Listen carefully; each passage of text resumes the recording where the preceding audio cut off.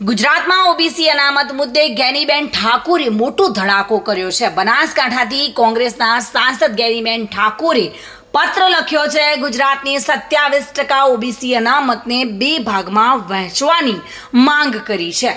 ઉચ્ચ ઓબીસી જાતિઓને ફક્ત 7% અનામત જ આપો તેવું ગેનીબેનનું કહેવું છે। પછાત ઓબીસી જાતિઓને 27માંથી 20% અનામત આપવી જોઈએ તેવું સાંસદનું કહેવું છે। 27% ઓબીસી અનામત બે ભાગ પાડવાની ગેનીબેને માંગ કરી છે। ઠાકોર અને કોળી જેવી પછાત જ્ઞાતિઓને 20% ઓબીસી અનામતની માંગ કરવામાં આવી છે। હાલ ગુજરાતમાં ઓબીસી પછાત વર્ગોને મળી રહી છે 27% જેટલી અનામત અને ગેનીબેન ઠાકોરે ઓબીસી ક્વોટામાં પણ અલગ ક્વોટાની માંગ કરી છે। જો કે ઓબીસી અનામતને લઈને ગેનીબેને મોટો ધડાકો કર્યો છે। બનાસકાંઠા જિલ્લાના સાંસદ એવા ગેનીબેન ઠાકોરનું મોટું નિવેદન સામે આવ્યું છે। 146 જ્ઞાતિઓ ઓબીસીમાં આવે છે। એસસી એસટી ઓબીસી એમાં સમગ્ર આપણને બંધારણીય રીતે એ 49% અનામત એ અતિ પછાત વર્ગોને વર્ષો પહેલાં આપવામાં આવેલું છે। એમાં થોડું લેટર લખવામાં થોડીક ભૂલ એટલી રહી ગઈ છે અને હું સ્વીકારું છું કે અમારી પોતાની માગણી એ ઓબીસી માટે એ રીતે છે કે કોળી ઠાકોર નહીં પણ સમગ્ર ગુજરાતની અંદર જે વસ્તીના ધોરણે 27% અનામત છે એમાં જેની વસ્તી વધારે હોય એને એ પૈકીમાં જ અનામત આપે।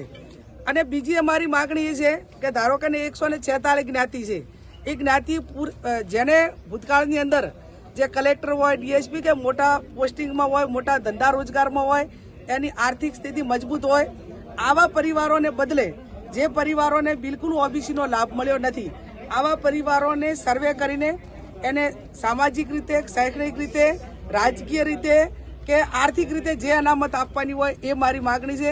અને બીજું સમગ્ર ઓબીસી માટે અમારી એક માગણી છે કે જેમ એસસી સમાજને બજેટમાં અનામત એનું બજેટ આપવામાં આવે છે અલગથી, એસટી સમાજને અલગથી 14% બજેટ આપવામાં આવે છે, એમ સમગ્ર ગુજરાતમાં ઓબીસી એ હું માનું ત્યાં સુધી 54 થી 55% ઓબીસી સમાજો છે 146। તો અમે એવી માગણી કરીએ છીએ કે 146 સમાજોને એ ગુજરાત સરકારનું કે કેન્દ્ર સરકારનું ભલે વસ્તી અમારી 55% છે પણ બંધારણીય રીતે સ્વીકારેલી બાબત 27% છે। તો ગુજરાત સરકારનું કેન્દ્ર સરકારનું બજેટ એ ઓબીસી સમાજોને 27% પ્રમાણે બજેટ મળે એ અમારી સૌથી મોટી માગણી છે।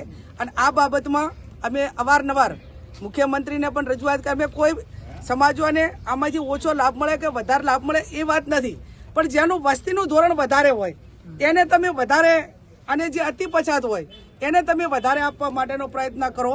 અને આજ ધારો કે ગુજરાત સરકારના વિવિધ નિગમો છે, માલધારી નિગમ છે, કોળી ઠાકોર સમાજ નિગમ છે, દરજી સમાજ એવા અનેક નિગમો છે।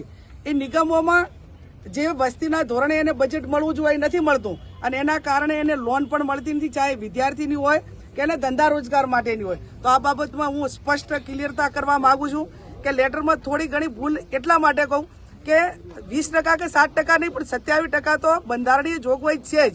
એમાં માગણી અમારી માત્ર એટલી છે કે જે સમાજો ઘણા હોય એને થોડું વધારે મળે અને એની આર્થિક વર્તમાન સ્થિતિને જોઈને મળે અને ગુજરાત સરકારનું કેન્દ્ર સરકારનું બજેટ એ આ ઓબીસી સમાજને વસ્તીના ધોરણે મળે એવી અમારી માગણી છે।